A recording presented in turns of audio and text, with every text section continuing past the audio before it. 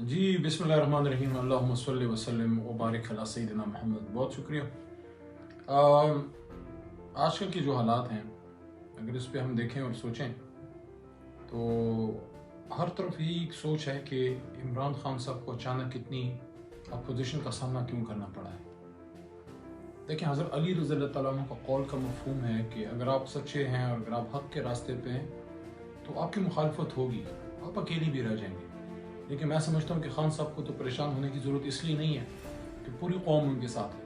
انسان میں کمزوریاں ہوتی ہیں، مجھ میں بھی ہیں، ان میں بھی ہوں گی، لیکن جو کام اللہ ان سے لے رہا ہے اس وجہ سے نہیں کہ میں کوئی جو ہے تو ان کی جماعت کا رکن ہوں اس لیے میں یہ بات کروں، لیکن اس آدمی میں ایک صلاحیت ہے کہ یہ قوم کو امید دے سکتا ہے۔ اور بتدریج جس طرح عمران خان صاحب آگے گئے ہیں، یعنی کہ کوئی بڑی پولیٹیکل بیک گراؤنڈ نہ ہونے کے باوجود بھی زیرو سے سٹارٹ کیا، اور جو پاکستان کی یوتھ مجھے دیکھ رہی ہے ان کے لیے ایک سکسیس سٹوری ہے کہ زیرو سے سٹارٹ کر کے اور لوگوں کی ہنسی اور مذاق کا سامنا کرتے ہوئے لوگ مذاق اڑاتے تھے کہ ٹانگا پارٹی نہیں،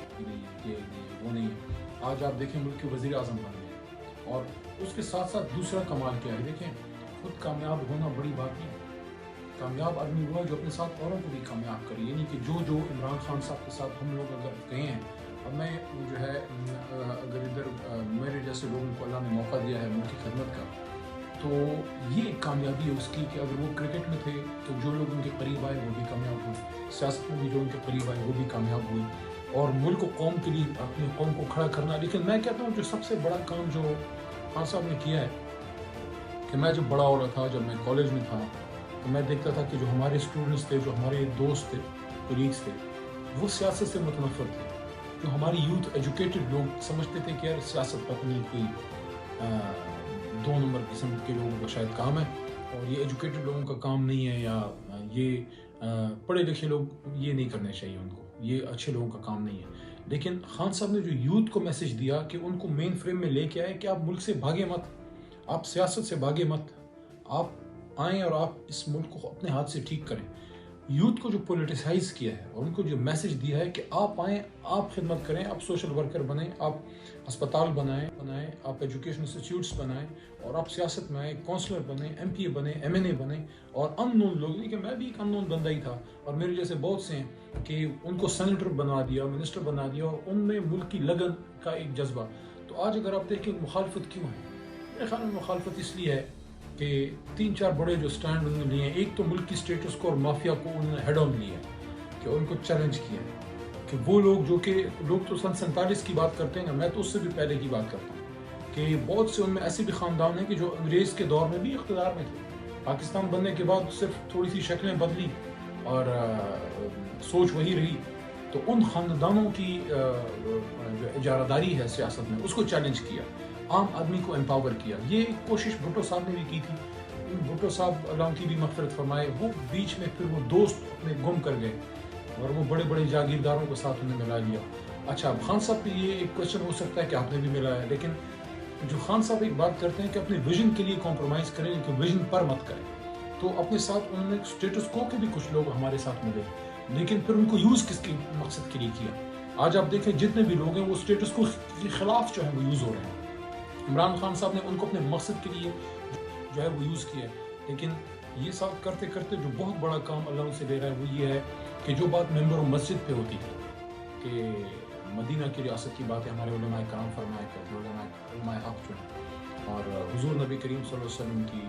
زمانے کی ایشوز بتاتے تھے، اور صحابہ کرام کی جس طرح صحابہ کرام رضی اللہ مجمعین، خلفاء راشدین نے جس طرح گورننس کی، حضرت عمر فاروق رضی اللہ تعالیٰ عنہ کی بے شمار مثالیں ہیں۔ تو یہ چیزیں ممبر و مسجد پہ تو ہوتی تھی، لیکن ایوان اقتدار میں اس کی گونج سنائی نہیں دیتی تھی۔ پہلی بار ایسے ہوا ہے کہ وزیر اعظم کے منہ سے اللہ نے مدینہ کی ریاست کی بات جاری کر دی،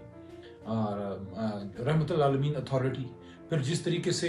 دنیا میں جا کے، خاص کر یونائٹڈ نیشنز میں جا کے حرمت رسول اور ختم نبوت پہ بات کرنا صلی اللہ علیہ وسلم پہ، اور اس کے بعد ابھی آپ دیکھ لیں جو کل انہوں نے کیا ہے 15 مارچ کو، جو دنیا کی سطح پہ اسلاموفوبیا کے خلاف عالمی دن یونائٹڈ نیشنز سے منوا لینا، یہ بہت بڑی کامیابی ہے۔ یعنی کہ اسلامی تاریخ میں یہ لکھا جائے گا کہ دنیا میں اسلام کے خلاف جو بدنیتی ہے یا جو اسلام سے نفرت کی ایک چیز ہے، اس کے خلاف ایک دن منانا کہ دنیا کو ہم نے بتایا کہ بھئی یہ ایک دن ایسا ہے جس میں ہم نے اسلام کے خلاف اگر کوئی بات کرتا ہے تو اسلاموفوبیا، تو اس کے خلاف ہم نے اکٹھا ہونا ہے اور اس میں غیر مسلموں کو اپنے ساتھ ملانا کہ بھئی اسلام تو مذہب دین جو ہے وہ ایمان کا اور پیس کا اور محبت کا دین ہے۔ یہ بہت بڑا کام ہے کہ اقوام متحدہ میں جا کے اب یہ وہ چیزیں ہیں جس پہ انتہائی صد احترام میں کہوں گا مولانا فضل الرحمان صاحب جیسے لوگوں کو تو سپورٹ کرنا چاہیے۔ یہ تو وہ باتیں جو کیا کرتے تھے، نہیں کہ میں مولانا صاحب ہمارے تو صوبہ بھی ایک ہے، احترام بھی ہے، ظاہر سیاست میں اختلاف بھی رہتا ہے، سخت بات بھی ہم لوگ ایک دوسرے کے خلاف کرتے ہیں، ہماری جماعت اور ان کی جماعت، لیکن ان سے میرا سوال یہ دیکھیں آپ نے مشرف صاحب کے ساتھ 7ویں ترمیم میں تعاون کیا، زرداری صاحب کے ساتھ بھی رہے، بینظیر صاحبہ کی حکومت کا بھی شاید میرے خیال میں حصہ رہے تھے جب کشمیر کمیٹی ملی تھی، میاں صاحب کے ساتھ تو رہے ہی۔ مجھے مولانا صاحب دل سے بتائیں کس میں انہوں نے حضور صلی اللہ علیہ وسلم سے محبت کا رشتہ زیادہ پایا، کس کو انہوں نے زیادہ غلام رسول پایا، اور کون سا وزیر اعظم وہ تھا جو اعلان اسلام کی سنت رسول صلی اللہ علیہ وسلم کی مدینہ کی، عمران خان صاحب تو دوسری بات کرتے ہیں تو رسول صلی اللہ علیہ وسلم کا نام لیتے ہیں۔ میں تو سمجھتا ہوں کہ ایسا نہ ہو کسی دن اللہ تعالیٰ ان سے پوچھ ہی لے کہ بھئی ایک بندہ تمہیں دیا اور اس کی تم نے مخالفت شروع کی، اور جن لوگوں کے دور میں ختم نبوت صلی اللہ علیہ وسلم کے حلف میں ترمیمیں ہوئی، ظاہر میاں صاحب نے تو نہیں کی تھی نا، کسی نے نیچے شرارت کی ہوگی، لیکن بہرحال ہوئی تو صحیح، ان لوگوں کے تو آپ ساتھ رہے۔ لیکن جو آدمی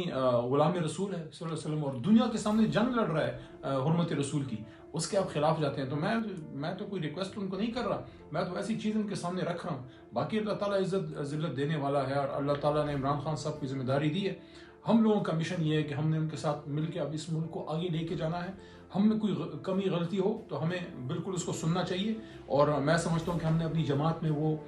کلچر متعارف کرایا ہے کہ ہم سوال کر سکتے ہیں، یعنی کہ عمران خان صاحب ہمارے وزیر اعظم ہیں، لیکن اگر حضرت عمر فاروق رضی اللہ تعالیٰ عنہ سے سوال ہو سکتا تھا تو خان صاحب اور ہم تو ان کے پیروں کی خاک بھی نہیں ہیں، تو عمران خان صاحب سے ہم بھی سوال کرتے ہیں، آپ بھی سوال کریں، اور جب ہم ایک دوسرے سے سوال کریں گے تو ملک آگے جائے گا، کیونکہ سوال کا مقصد کسی کی تذلیل نہیں ہوتا، وہ آپ ایک پازیٹیو تنقید کرتے ہیں۔ تو عمران خان صاحب جو ہے وہ تو بڑا ایک ڈیموکریٹک کلچر لے کے چلتے ہیں، اپنی جماعت میں بڑی باتیں بھی ان کو سننی پڑتی ہیں اور سنتے بھی ہیں، ہم بھی سنتے ہیں۔ تو یہ انشاءاللہ اس کرائسس سے عمران خان صاحب اور مضبوط ہو کے نکلیں گے، ملک اور توانا ہو کے نکلے گا، اور اپوزیشن کا میسج ہمارا یہی ہے، دیکھیں آپ ذاتی مفاد کے لیے نکلیں، ہم ملک کے لیے نکلیں، یہ وقت ثابت کرے گا کہ کون ملک کے لیے نکلا ہے۔ ہم میں سے جو ملک کے لیے نکلا ہے اللہ کی مدد اس کے ساتھ ہوگی۔ اگر ہم دل سے ملک کے لیے نکلے ہیں، جو کہ ہم انشاءاللہ نکلے ہیں، ہم یوتھ جتنے بھی آئے، میرے 10 سال 11 سال شاید 10 ہو گئے اس جماعت میں، تو ہم نے اپنی جوانی اور اپنی کیریئرز کو ان کرسیوں کے لیے قربان کی۔ کرسی تو آج یہ تو امانت ہے، آج میرے پاس ہے، کل کسی، ہم نے اپنی جوانی اس پاکستان کو دی ہے۔ تو ہم تو اگر ہم سچے جذبے کے ساتھ ہم نے جوانیاں میرے جیسے کروڑوں لڑکوں نے، نوجوانوں نے دی، تو پھر کامیابی تو ایک قدم دور ہے۔ تو آخر میں پھر اپنے دوستوں کو جو مجھے سن رہے ہیں ان کو یہی کہنا چاہتا ہوں کہ آپ اپنے حوصلے جوان رکھیں، عمران خان صاحب ادھر ہی ہیں، کہیں نہیں جا رہے، اور انشاءاللہ العزیز پاکستان مضبوط ہوگا۔ اور وہ جو بات صوفی محمد برکت علی صاحب فیصل آباد والے، میں بڑا ان کا احترام ہے جو وہ بات کرتے تھے کہ ایک وقت آئے گا کہ اسلام آباد کی ہاں اور نہ میں دنیا کی ہاں اور نہ کے فیصلے ہوں گے، وہ وقت قریب ہے۔ یہ جو 15 مارچ کو ہوا ہے، یا جو ابھی عمران خان صاحب کا روس کا دورہ ہوا ہے، یہ کتنا بڑا کام ہوا ہے۔ 70 سال میں پہلی بار ہم نے ویسٹرن بلاک کے ساتھ ساتھ ایسٹرن بلاک کو بھی ٹچ کیا ہے، اور ہم نے بات کی ہے کہ ہم آزاد خارجہ پالیسی پہ ہم عمل پیرا ہوں۔ یہ وہ چیزیں ہیں جو خوشخبریاں ہم سنتے تھے کہ پاکستان ایک بہت بڑا ملک بننے جا رہا ہے، امت مسلمہ میں ہمارا وقار بڑھ رہا ہے، چائنا کے ساتھ ہمارا تعلق مضبوط ہو رہا ہے۔ یہ وہ چیزیں ہیں جو پاکستان کے دشمنوں کو ایک آنکھ نہیں باتی، اور اس وجہ سے جو کوئی پھر کمزور ملک میں یا تیسری دنیا کے ملک میں سے بڑی لیڈرشپ بنتی ہے اور وہ انٹرنیشنل ورلڈ آرڈر کو چیلنج کرتے ہیں، تو پھر رژیم چینج کی سازشیں بھی ہوتی ہیں، اور انشاءاللہ ہم مقابلہ کریں گے۔ میں سمجھتا ہوں کہ کسی بھی ہمارے پاکستانی سیاستدان کو کسی انٹرنیشنل رژیم چینج کی سازش کا اعلی کار بھی نہیں بننا چاہیے۔ ہم سب محب وطن ہیں، چاہے وہ نون لیگ میں ہے، پیپلز پارٹی میں ہے، جمعیت جماعت میں ہے، MQM، ہم سب خیر ہمارے ایلائز ہیں، تو ہم ملک کے لیے کام کریں۔ ہاں عمران خان صاحب کو عوام نے مینڈیٹ دیا ہے، ان کا اپنا ٹرم پورا ہونا چاہیے، ٹرم پورا ہو پھر عوام فیصلہ کریں کہ عمران خان صاحب کو ان کا اعتماد ہے یا کسی اور کا اعتماد کرنا چاہیے، لیکن بیچ میں اگر رژیم چینج کی سازش ہوگی تو عمران خان صاحب عوامی لیڈر ہیں۔ بھی آج آپ نے سوات کا بھی دیکھا ہوگا، ملسی کا جلسہ لوگوں نے دیکھا، جس طرح سے دیر میں لوگوں نے پذیرائی کی، حافظ آباد میں پذیرائی کی، یہ لاکھوں کروڑوں عوام کیا ویسے ہی بیٹھ جائیں گے آرام سے۔ تو میں سمجھتا ہوں کہ بیچ میں کوئی بھی سازش کا ملک متحمل نہیں ہے، ہونا ہی چاہیے کہ پرفارمنس پہ بات ہو، اپوزیشن قومی اسمبلی میں بیٹھ ٹک کے جو ہے وہ ٹکا کے اپوزیشن کرے، اور 2023 کی الیکشن کی تیاریاں ہوں، اور اس کے بعد جو عوام کا فیصلہ ہو وہ ہمیں بھی قبول ہوگا اور سب کو قبول ہوگا۔ بہت شکریہ۔ پاکستان زندہ۔